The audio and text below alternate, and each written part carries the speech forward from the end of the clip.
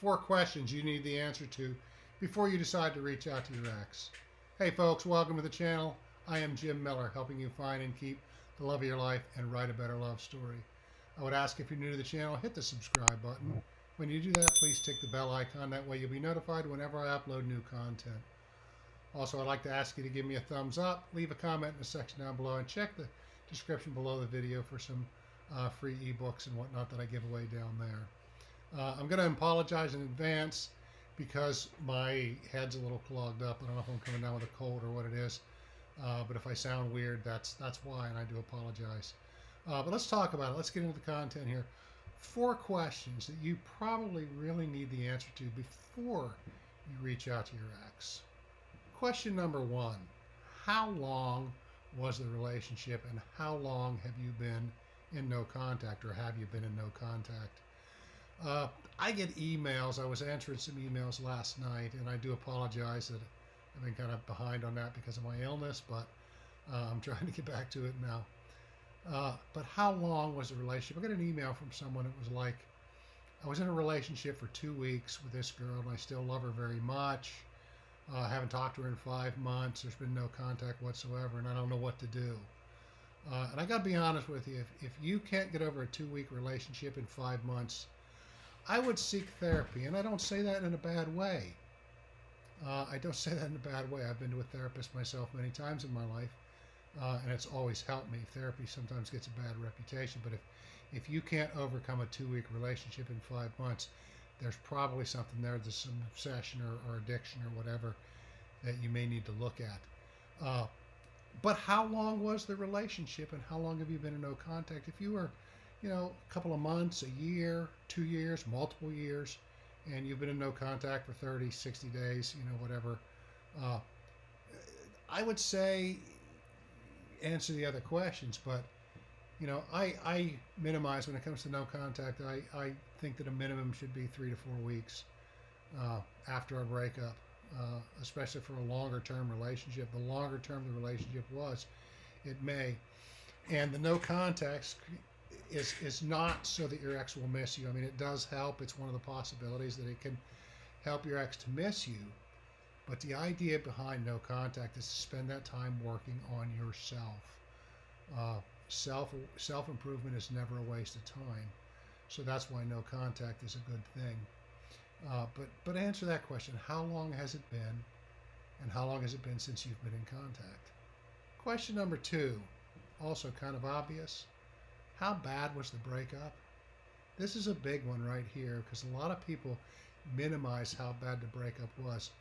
I joke around about this all the time. I mean, was it an amicable thing? You just said, hey, listen, this isn't working out. Let's try something else, or we don't need to be together, or whatever.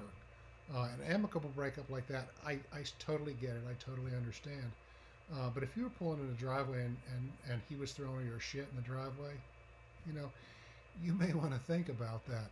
If it was a really bad breakup, go back to question 1, that amount of time that you have not spoken to them, or there's been no contact, might need to be increased a little bit. Just so you know, that's a question you need to know. How bad was the breakup? And be honest about it. Don't minimize it after. If it's been a month, don't minimize it and go down there. Question number 3. Has there been any type of contact at all from them? Mainly social media, maybe. Have they liked any of your posts? Have they said anything? Have they posted anything with your name on it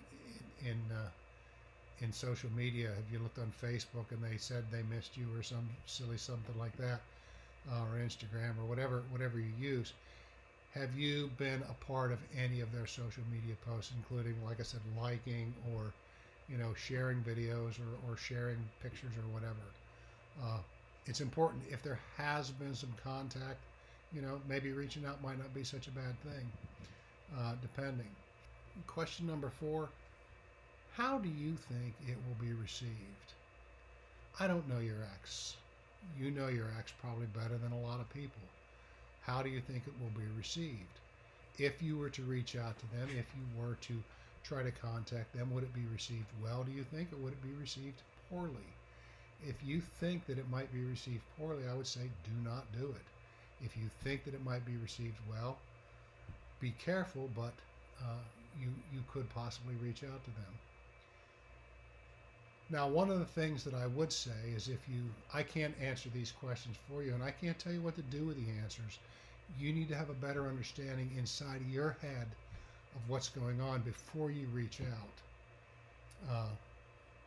But my response or my advice would be, if you do decide to contact your ex, you need to keep it simple and non-threatening. What do I mean by that? I did a video a while back, 5 texts that are okay to send your ex, and I'll link it up in one of these corners at the end of this video. So watch it all the way to the end, and you can grab that. And it's 5 text messages that are kind of okay to send to your ex. But you want to stay away from things like, I love you, I miss you, I can't live without you. You want to keep it simple and non-threatening. I hope you're doing okay. Was thinking about you, and I hope you're doing okay. Something along those lines. The next step to that is you really need to manage your expectations. If you are expecting them to fall in love with you, to roll over and just everything would, if that doesn't happen, you'll be very disappointed. So just be careful with your expectations. Don't expect miracles out of this, okay? If you're going to reach out to them, it's a chance you're taking that you may get rejection. And if you get rejection, you have to be in a position where you can deal with that. So that's what I wanted to share today, folks. I want to thank everybody for the comments. I've been trying to respond to comments, but again, I've been kind of out of it for the last couple of months, unfortunately. But I truly hope that whoever you are and wherever you are in your life, that you really find the love of your life, and you're able to make that work. So again, folks, Jim Miller, helping you find and keep that love of your life and write a better love story. Thanks again.